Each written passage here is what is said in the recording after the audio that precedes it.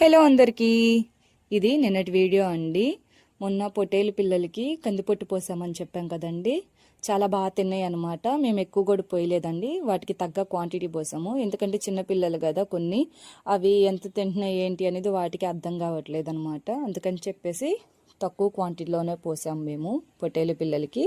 నిన్న వచ్చేసి మినుం కట్టి పోసామండి పొట్టేలు పిల్లలకి. పోసేసి లోపల గేట్ క్లోజ్ చేసేసాం అనమాట.